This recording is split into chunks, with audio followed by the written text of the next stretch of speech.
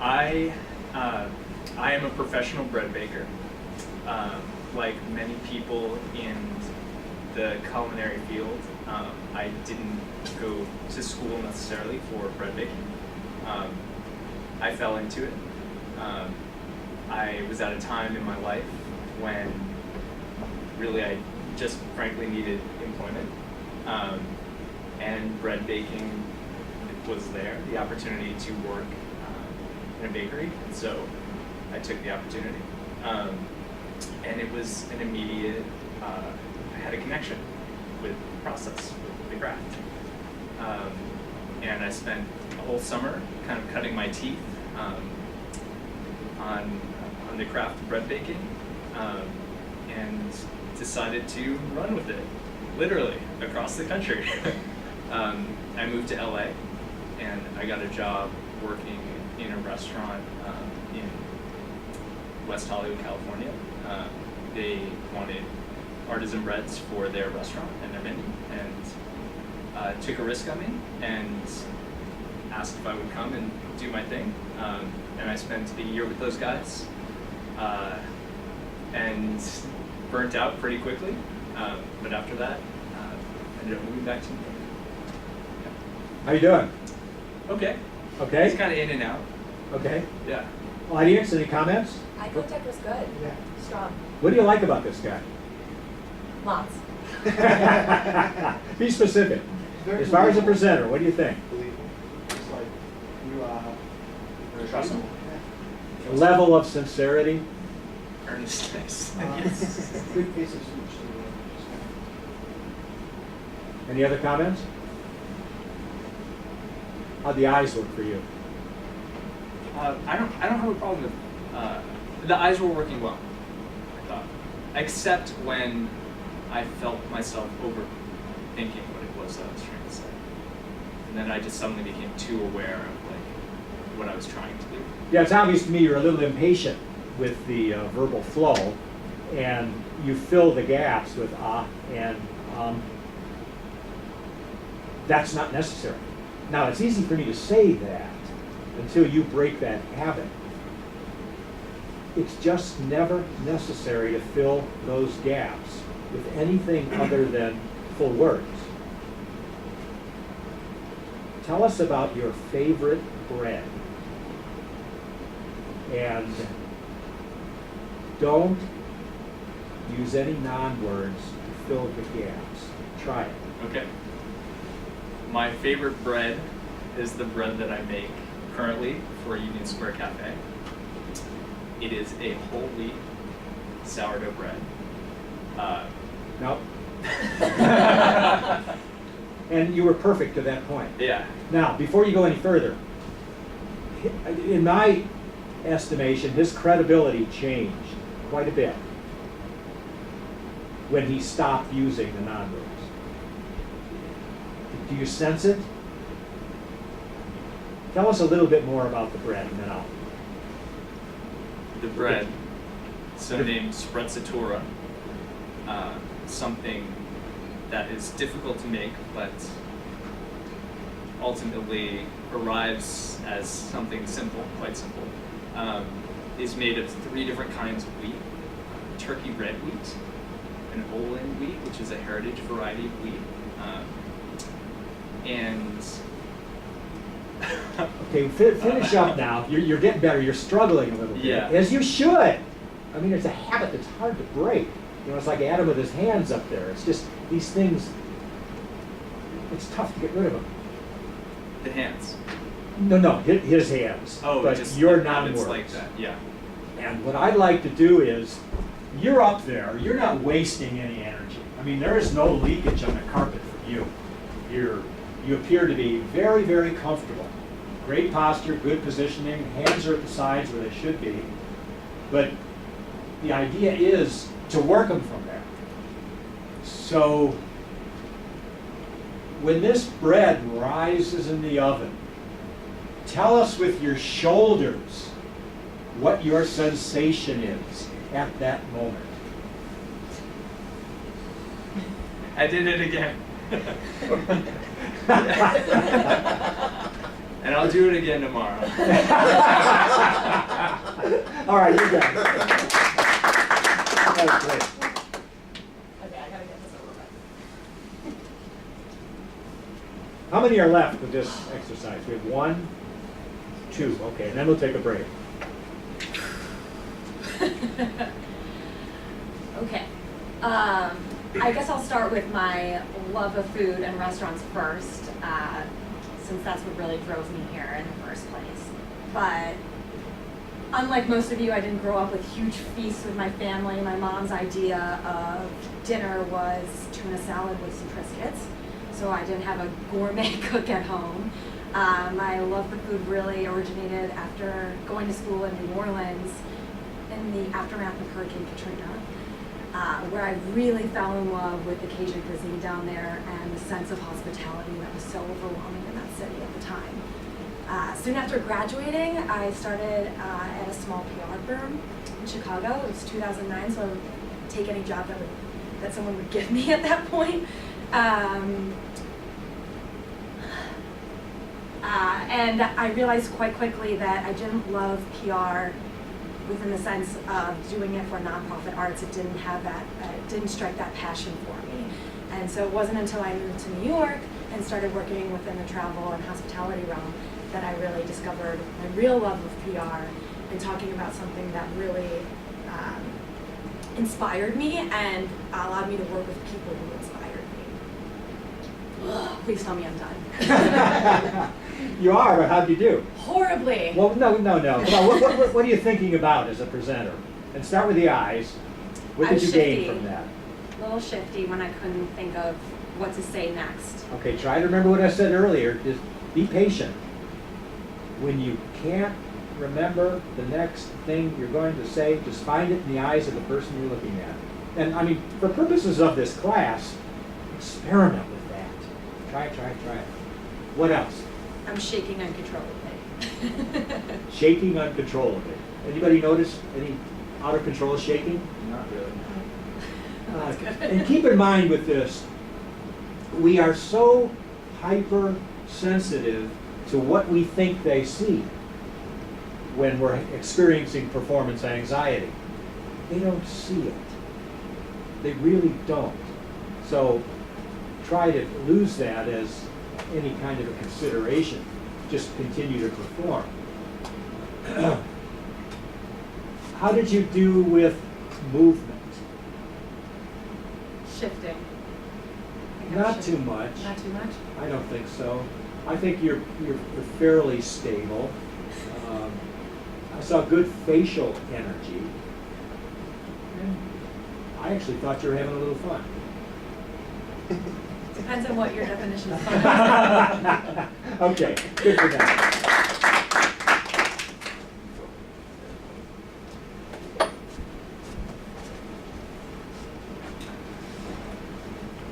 Hello, everyone.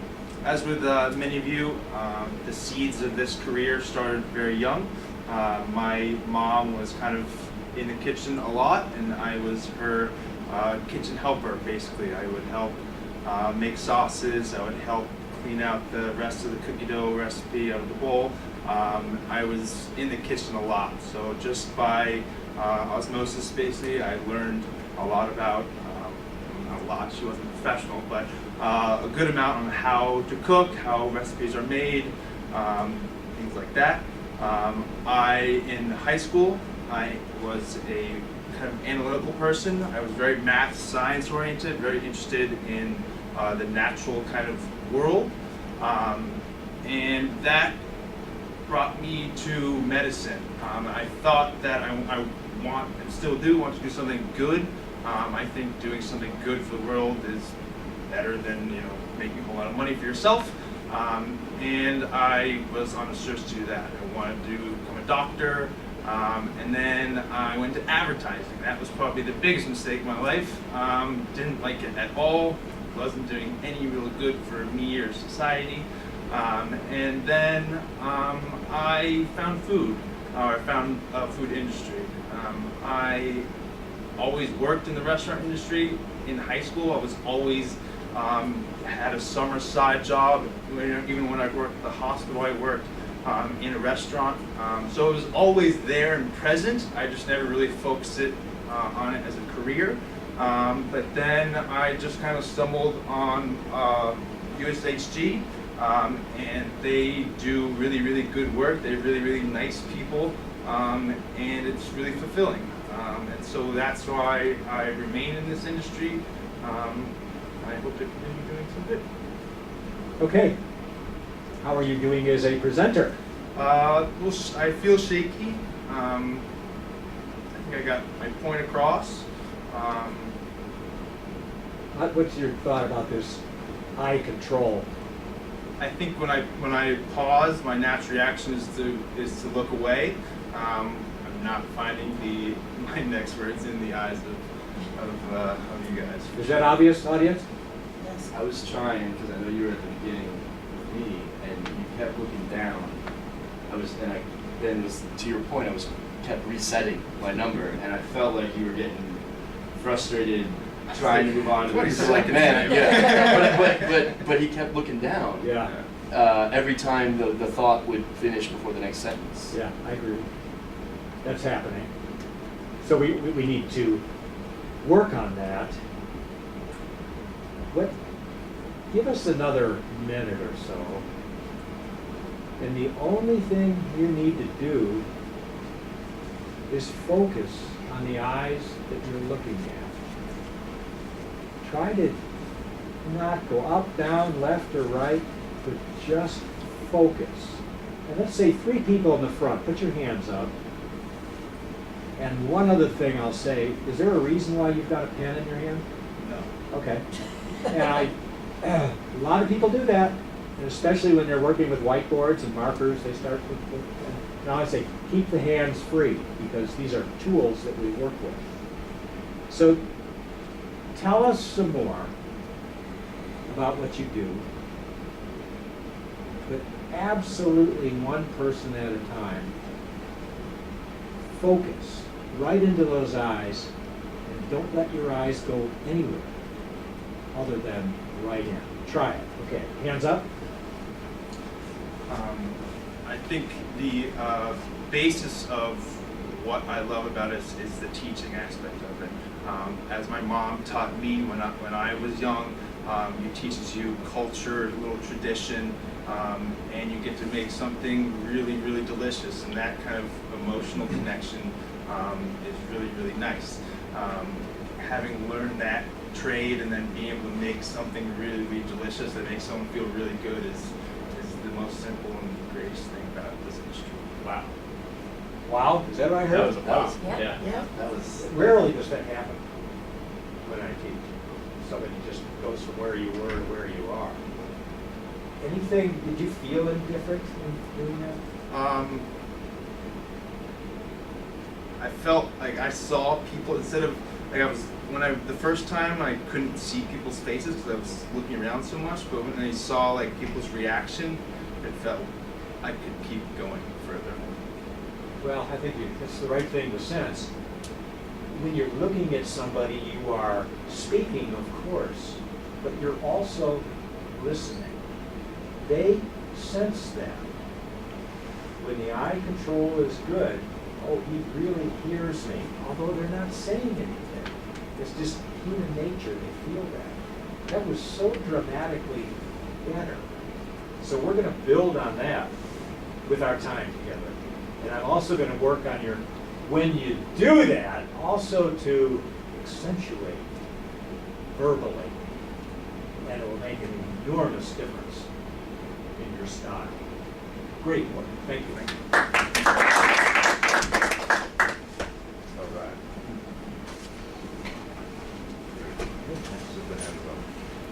All right, so I went to a technical high school in Connecticut and took 4 years of culinary arts in high school. We were lucky enough to have a chef, young chef, right out of the Culinary Institute of America teaching us. Taught us right out of the Pro Chef book. Amazing, amazing experience. Probably the best thing I ever did in life was take a year off of high school and college. A lot of friends went right to Johnson & Wales from high school, sort of calling me saying, we're not learning a whole lot that we didn't learn in high school. It was a good time to get some energy out and do some dumb stuff before going to college and kind of getting a career on path. Went for front of the house hotel restaurant management, food service management. Great experience. Johnson & Wales was great about placing you out of college. I went to work for Applebee's right out of college. Super duper young general manager, 22, 23 years old, running a busy restaurant by University of Connecticut stores. Had a drunk that sat at my bar every night that would say to me, John, when are you going to come work for me? John, when are you going to come work for me? He was a district manager with Cozy at the time. Cozy was a new company, new to me, and sort of the answer to Jack was, when you can talk about paying me the money I'm making here, we'll talk. He did talk to me about paying me the money I was making there, and I made the move to Cozy. That was 13 years of my life after that. Started with Cozy Corporate. 2 years with Cozy Corporate, met a couple gentlemen from North Jersey that were starting a franchise, wanted me to be their operator, gave me a small equity piece and made it worth me moving to New Jersey. Did that for 13, 14 years. Cozy was in a little bit of trouble, and I sort of saw the writing on the wall, got out, joined USHG, super happy about it. In a nutshell, that's it. Yeah, And how are you doing as a presenter? good, but I am total leakage as the North Jersey Ginzo. I don't mean to insult anybody, but I put my hands in my pockets, try to control my energy. Do we think that's a good thing to do? Audience? No. No. Again, we want to harness, we want to use that great energy. Energy is a wonderful thing. We just need to use it. How do you do with his eyes? You got better. Yeah. It's Well, beginning a little hard. And the credit goes to Sam, because when he wasn't putting his hand down, I'm saying, okay, needs Okay. to look longer. And you kind of Yeah. you made a gesture Okay. in that moment. Like when I got there, you did this. Gotcha. Like you gave me a thank you. I'm moving on. Cool. That was amazing. And I'm good for that. Yeah. Awesome. No, it was great. Great. Or it was you winning. I don't know. Both. Yeah. No, you picked up on that. That is good. The hands in the pocket, I would, and your hands crossed, no. It's a restaurant thing. We do a lot of listening. It reminds me of Rex Tillerson when he was appointed CEO of Exxon. You know who Rex Tillerson is, our Secretary of Defense. And he's a big man, and he was like this in the front of the New York Times. Rex Tillerson, new CEO, Exxon. His quote is, "I'm going to be more open with my people." I don't think so, Rex. Wrong body language. Again, when I'm coaching, this is the power zone right here. Right? Let the body flow from there. Now, how about his voice? Good speaker's voice? Yeah, I think you are one with a great speaker's voice, but you're not leading advantage. You're staying in this. It's kind of an authoritative range down here, where you're speaking to this audience and getting through this. But where I want you to use these and those arms. So give us 30 seconds and then we'll take a break. Voice. Now, what do I mean by using your voice? Projecting it in the right way. Projecting it. Projecting it. Pause. No hands in front. What are we talking about for 30 seconds? Just continue on with the rest. Awesome. Great. We'll circle back to Applebee's. Again, super young general manager, had its challenges. Okay, do that again. Let's circle back to Applebee's. Let's circle back to Applebee's. Super young general manager. Let's mix it up a bit. Predictability is not good in this game. If you maintain a level, you will be rejected by an audience. So you want to mix it up a bit. Try it. Again, super young general manager, had its challenges for sure, working with people that were around your age or older than you. Great, again, I'll say great experience. Amazing training general manager who I still talk about regularly. Wasn't keen on the idea of Applebee's because I wasn't sure that was the direction I wanted to go in. Little less corporate was my original thought, but amazing experience, wouldn't trade it for the world. And I still talk about my training general manager, Gary, regularly, and talk to him regularly. You know, when your 20-something arms years get out later. there, everything works well. Okay. See, and I'm thinking Ted was talking to me about leakage, and, That is not leakage. okay? That's the proper use of energy. Leakage is when your feet are fussing around, or your hands are here, or they're in your pockets, but that's a good use of energy. Gotcha. That's enough for now. We'll Cool. work more on that. You should also talk about, because I feel like you're the same way, I can talk to anybody, stranger, wherever. Yeah. Start calling at public speaking and put me in front of somebody, it gets me nervous. It's the reason for this course. Right. As advertised.